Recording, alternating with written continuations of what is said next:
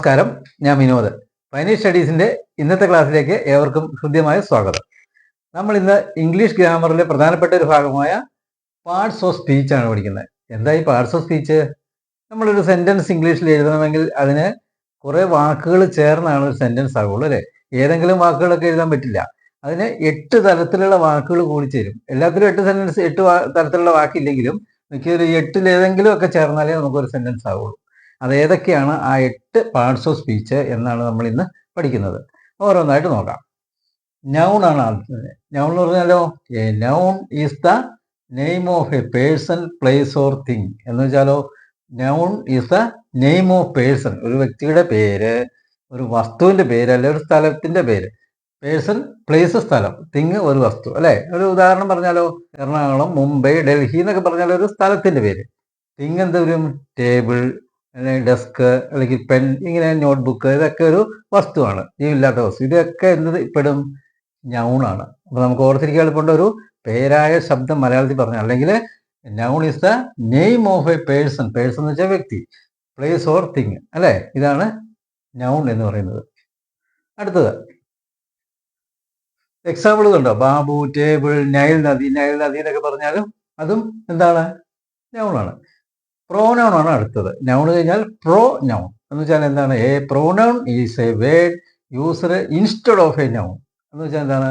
നമ്മളിപ്പോൾ ഒരു സെന്റൻസ് എഴുതുമ്പോൾ Raju is A good boy, പിന്നെയും രാജു എന്ന് പറയുന്നത് എപ്പോഴും Raju is A beautiful boy എന്നൊക്കെ പറഞ്ഞാൽ രാജു രാജു രാജു എന്ന് കുറെ സെന്റൻസ് പറയണമെങ്കിൽ ആവർത്തിച്ച് രാജു എന്ന് പറയേണ്ടതിന് പകരം നമ്മൾ ഒരു പ്രാവശ്യം രാജു എന്ന് പറഞ്ഞാൽ പിന്നെ അവൻ, അല്ലെ? മലയാളത്തിലായാലും നമ്മൾ അങ്ങനെയല്ലേ പറയുന്നത്.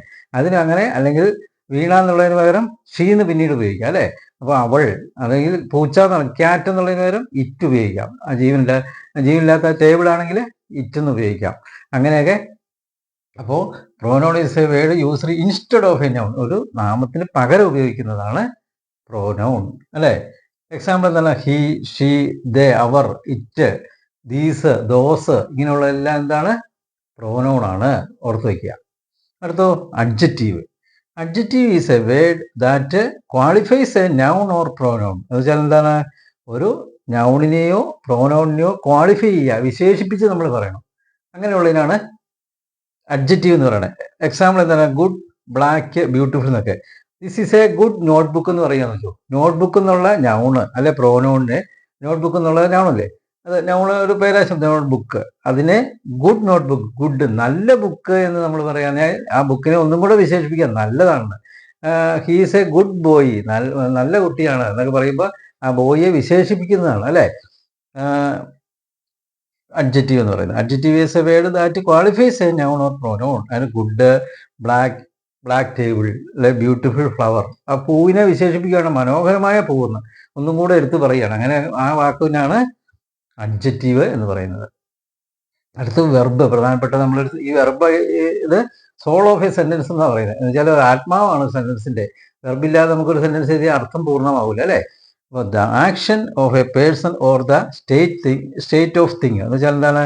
ഒരു ചെയ്യുന്ന പ്രവൃത്തിയെ സൂചിപ്പിക്കുന്നതാണ് നമ്മൾ മലയാളത്തിൽ പഠിച്ചിട്ടുണ്ട് വെർബ് എന്ന് പറയുന്നത്, അല്ലെ? ഒരെണ്ണം പറഞ്ഞാൽ ഹി ഈസ് ജമ്പിങ്. ജമ്പിങ് എന്ന് വെച്ചാൽ ചാടുന്നു, അല്ലെ? അവൻ എന്താ ചെയ്യുന്നത്? ചാടുക എന്നുള്ള പ്രവൃത്തിയല്ലേ എഴുതുന്നത്. അല്ലെങ്കിൽ രാജു ബീറ്റ് വേണു, ആ ബീറ്റ് അടിക്കുക എന്നുള്ള പ്രവൃത്തി, ചെയ്യുന്ന പ്രവൃത്തിയാണ്. അതാണ് വെർബ്. ക്രിയ, ചെയ്യുന്ന പ്രവൃത്തി എന്താണോ അതാണ് വെർബ് എന്ന് പറയുന്നത്. എക്സാമ്പിൾ റൈറ്റ്, എഴുതുക എന്ന് പറയുമ്പോൾ ചെയ്യുന്ന പ്രവൃത്തിയാണല്ലോ. സി, കാണുക എന്ന് പറയുന്നത്, ഗോ, പോവുക എന്ന് പറയുന്നത്, അങ്ങനെയുള്ളതെല്ലാം വെർബാണ്, അല്ലെ? നമ്മൾ വെർബുകൾ തന്നെ 3 രൂപത്തിലുണ്ട് എന്നൊക്കെ ഇതിനു മുമ്പ് ഒരു ക്ലാസ്സിൽ ടെൻസ് പഠിച്ചപ്പോൾ ഞാൻ പറഞ്ഞു തന്നിട്ടുണ്ട്. അപ്പോൾ ആ ക്ലാസ് കാണാത്തവരുണ്ടെങ്കിൽ അന്ന് കാണുന്നത് നല്ലതായിരിക്കും. അപ്പം വെർബ് എന്ന് പറഞ്ഞാൽ റൈറ്റ്, സി, ഗോ, ഇങ്ങനെ ഉള്ളതെല്ലാം ചെയ്യുന്ന പ്രവൃത്തിയെ സൂചിപ്പിക്കുന്നതാണ് വെർബ്. അടുത്ത അഡ്വെർബ്, ക്രിയാവിശേഷണം, അല്ലെ? ക്രിയാവിശേഷം എന്ന് പറയാം. വെർബാണെങ്കിലും ക്രിയ, അല്ലെ? An adverb is a word which qualifies A verb, an adjective, another adverb, etcetera. എന്ന് വെച്ചാൽ എന്താണ്? ഈ വെർബിനെ വിശേഷിപ്പിക്കും. നമ്മൾ നൗണിനെ വിശേഷിപ്പിക്കുന്നത് അഡ്ജക്റ്റീവ് എന്ന് പഠിച്ചു, അല്ലെ? എന്താ? ചെയ്യുന്ന പ്രവൃത്തിയെ വിശേഷിപ്പിക്കുന്നതാണ് അഡ്വെർബ്. അഡ്ജക്റ്റീവ്, അഡ്വെർബ്, വ്യത്യാസം മനസ്സിലാക്കുക. ആ വെർബ് എന്ന് പറയുമ്പോൾ തന്നെ അതിനകത്ത് വെർബ്, ക്രിയയെ വിശേഷിപ്പിക്കണമെന്ന് അറിയാം. എക്സാമ്പിൾ പറഞ്ഞാൽ എന്താണ്? ബ്യൂട്ടിഫുള്ളി, കെയർഫുള്ളി, അല്ലോ? ബ്യൂട്ടിഫുള്ളി, കെയർഫുള്ളി എന്നൊക്കെ ഹി ഡ്രൈവ് കെയർഫുള്ളി, വളരെ ശ്രദ്ധിച്ച് അവൻ ഓടിക്കുന്നു. വണ്ടി ഓടിക്കുക എന്നുള്ള ആ വാക്കിനെ കെയർഫുള്ളി ചേർത്ത് വിശേഷിപ്പിച്ചേക്കുക. Verb he drive carefully. Drive എന്ന് വെച്ചാൽ ഓടിക്കുക എന്നുള്ള വെർബ്, അതിനെ ഡ്രൈവ് കെയർഫുള്ളി എന്നൊന്നും കൂടെ പറഞ്ഞേക്കാം. പ്രത്യേകത്തോടെ ഓടിക്കുക എന്ന് മാത്രമല്ല, ആ കെയർഫുള്ളി എന്നത് അപ്പോൾ അങ്ങനെയുള്ളതാണ്. ഹി സിംഗ് ബ്യൂട്ടിഫുള്ളി, അവൾ നന്നായി പാടുന്നു എന്ന് മാത്രമല്ല നന്നായി ആ ചെയ്യുന്ന പ്രവൃത്തിയാണ് വിശേഷിപ്പിക്കുന്നത്. അതാണ് അഡ്വെർബ്. അടുത്തതോ പ്രിപ്പോസിഷൻസ് അല്ലേ. Word used before a noun or pronoun to indicate the relation that noun or pronoun to another word. രണ്ട് വസ്തുക്കൾ തമ്മിലുള്ള ഒരു ബന്ധം എങ്ങനെയാണ് സൂചിപ്പിക്കുന്നത്, അത് സൂചിപ്പിക്കാനാണ് പ്രിപ്പോസിഷൻ ഉപയോഗിക്കുന്നത്. നമ്മൾ ഉദാഹരണം പറഞ്ഞാൽ ഒരു പന്ത് മേശയുടെ മുകളിൽ ഇരുന്നാൽ എന്തെന്നറിയും? Ball is on the table. ആ ബോളും ടേബിളും തമ്മിലുള്ള എങ്ങനെയാണ് ബന്ധപ്പെട്ടിരിക്കുന്നത്? പന്ത് അത് മേശയുടെ മുകളിലാണ് ഓൺ ദ ടേബിൾ എന്ന് പറയും. മേശയുടെ അടിയിലാണല്ലോ under the table. The ball is under the table എന്ന് പറയും അല്ലേ. അപ്പോൾ ആ ബോള് ഈ മേശയും ആ തമ്മിൽ എങ്ങനെയാ ബന്ധം വരുന്നത്? മുകളിലാണോ താഴെയാണോ എന്നൊക്കെ അറിയണമെങ്കിൽ അതിന് ഉപയോഗിക്കുന്ന വേർഡാണ് പ്രിപ്പോസിഷൻ. അത് ശ്രദ്ധിച്ചില്ലെങ്കിൽ പ്രിപ്പോസിഷൻ തെറ്റിപ്പോകുന്ന ഒരു സംഭവമാണ്. അതുകൊണ്ട് പ്രിപ്പോസിഷനൊക്കെ കൂടുതലായിട്ട് നമുക്ക് മനസ്സിലാക്കാണ്ട് അടുത്ത ക്ലാസ്സുകളിൽ പഠിക്കാം. അപ്പോൾ ഉദാഹരണം ഓൺ, ഇന്ന്, ഇൻറ്റു അല്ലേ. Ball is on the table എന്ന് പറയുമ്പോൾ മുകളിലാണ്.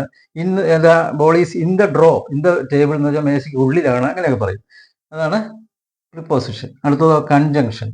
Word used to join together words, phrases etcetera.